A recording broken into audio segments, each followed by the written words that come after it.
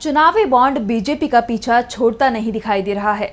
लोकसभा चुनाव से ठीक पहले सुप्रीम कोर्ट की संवैधानिक बेंच ने चुनावी बॉन्ड को असंवैधानिक बताते हुए रद्द कर दिया था और अब एक बार ये मामला फिर से सुर्खियों में है। सुप्रीम कोर्ट चुनावी बॉन्ड से जुड़ी याचिका पर सुनवाई को तैयार हो गया है।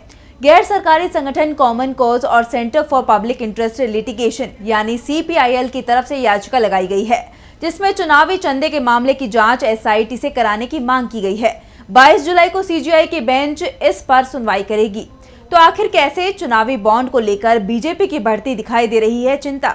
सबसे पहले बात इलेक्टोरल बॉन्ड की शुरुआत से करते हैं। भारत में साल 2017 में ये योजना सामने आई थी, जिसे जनवरी 2018 में कानूनी रूप से लागू कर दिया गया था।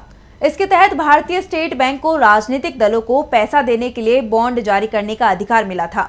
SBI से कोई भी 1000 रुपए, 10,000 रुपए, 1 लाख रुपए, 10 लाख रुपए और 1 करोड़ रुपए में से किसी भी मूल्य के बॉन्ड खरीद सकता था और इसे उन राजनीतिक दलों को दे सकता था जिन्हें लोकसभा या विधानसभा चुनाव में 1% वोट मिला हो। चुनावी बॉन्ड किसने खरीदा और किसे दिया, इसकी जानकारी सार्वजनिक नहीं की जानी थी। इसलिए जिस दिन ये योजना सामने आई उसी दिन से इसका विरोध शुरू हो गया और जो आशंका थी वो सच भी साबित हुई। चंदे के धंधे में सबसे ज्यादा फायदा बीजेपी को ही हुआ था। लेकिन लोकसभा चुनावों से पहले 15 फरवरी को CJI DY चंद्रचूड़ की अध्यक्षता वाली 5 जजों की संवैधानिक पीठ ने असंवैधानिक बता दिया था। कोर्ट ने इसे सूचना के अधिकार और अनुच्छेद 19(1)(a) का उल्लंघन भी बताया था और इसे रद्द कर दिया था। CJI चंद्रचूड़ ने कहा था कि काले धन पर काबू पाने का एकमात्र तरीका इलेक्टोरल बॉन्ड नहीं हो सकता है, इसके और भी कई विकल्प हैं। कोर्ट ने SBI को चुनावी बॉन्ड की पूरी जानकारी चुनावी आयोग के साथ साझा कराने को कहा था और आयोग से इसे अपनी वेबसाइट पर अपलोड करने के निर्देश दिए थे।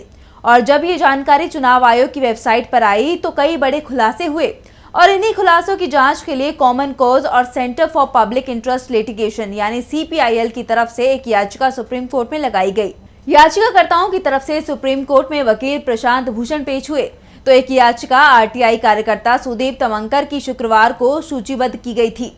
तमंकर की तरफ से पेश हुए वकील विजय हंसारिया ने सुप्रीम कोर्ट में कहा कि अगर उनकी याचिका भी दूसरी याचिका के साथ 22 जुलाई को सूचीबद्ध की जाती है तो उन्हें कोई समस्या नहीं है।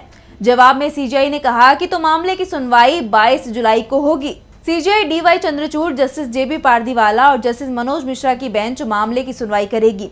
NGO की याचिका में दावा किया गया है कि सुप्रीम कोर्ट के आदेश पर मार्च में जारी चुनावी बॉन्ड डेटा से पता चलता है कि इनमें से अधिकांश कॉरपोरेट द्वारा राजनीतिक दलों को या तो वित्तीय लाभ के लिए या केंद्रीय जांच ब्यूरो, प्रवर्तन निदेशालय और आयकर विभाग सहित केंद्रीय एजेंसियों की कार्रवाई से बचने के लिए क्विड प्रो क्वो यानी एक तरह से कहें कि रिश्वत के रूप में दिए गए थे।